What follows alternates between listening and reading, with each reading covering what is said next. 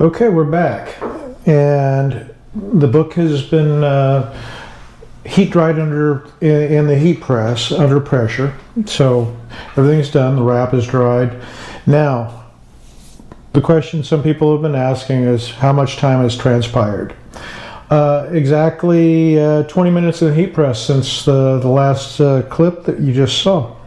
So I work on a fairly fast, high-paced production here because I have very little time. My my regular job takes over everything. So what we're going to do here is separate the Hollytex, and as I mentioned before, it does not stick to the methyl cellulose, and the wheat paste don't stick to Hollytex. So what we're going to do is flip this over. So far looking, this is our external side. This is where that tear was, and it looks like it's fairly well in good shape. So we'll flip this over, and this is where the work was done. So we reinforced the staple holes, and this is where we made our patch, which we'll trim up. Okay. So everything looks pretty good. The staple holes are reinforced. There's a little bit of discoloration here, but that is to be expected. We don't have an exact match on the Japanese paper, but I did use the tan paper. But all in all, it looks pretty good.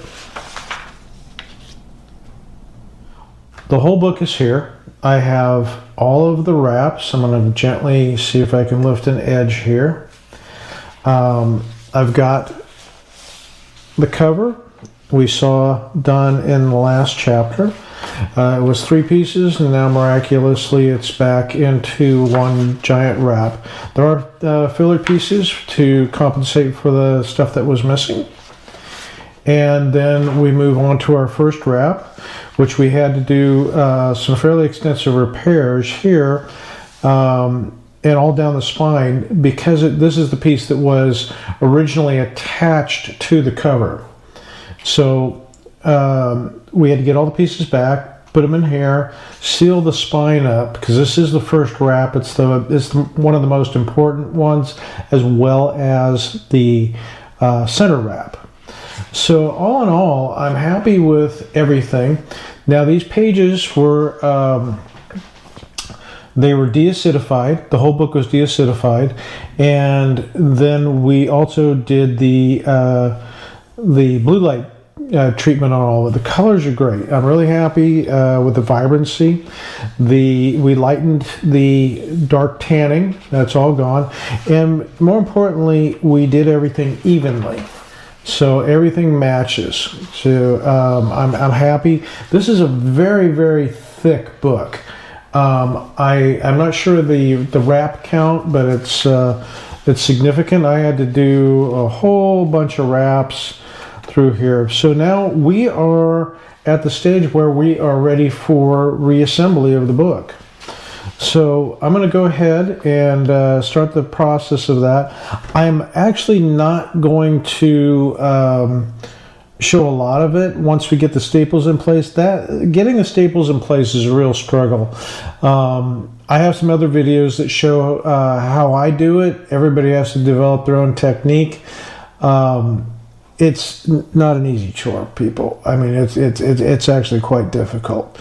But we're going to do it here. I'll get everything back together, and I'll come back to you, and we'll take a look at it before we press a new spine into it. And then we're also going to put it back in the humidity chamber for a final pressing, and then we'll take a look at it at the end.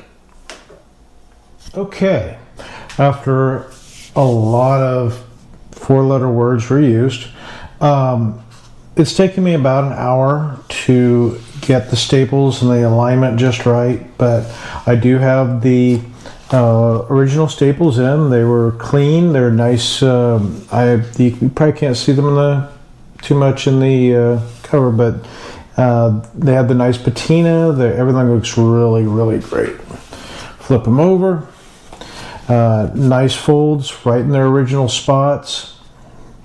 So very happy with this. So now what we've got, this book has now got, it's got to be rehumidified.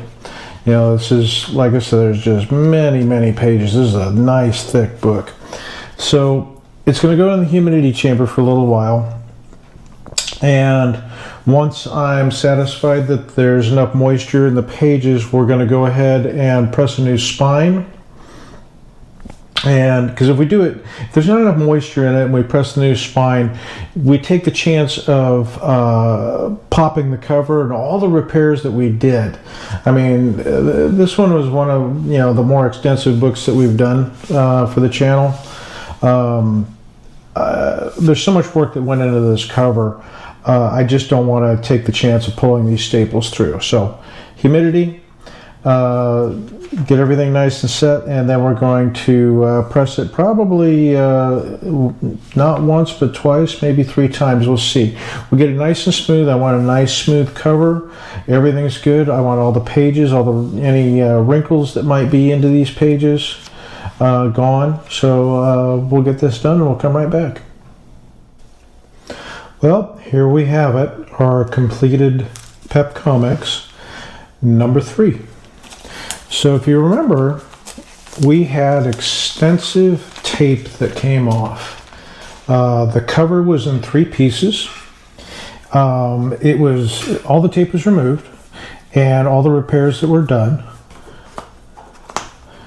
We rebuilt the cover on all the corners, and all the missing pieces were filled.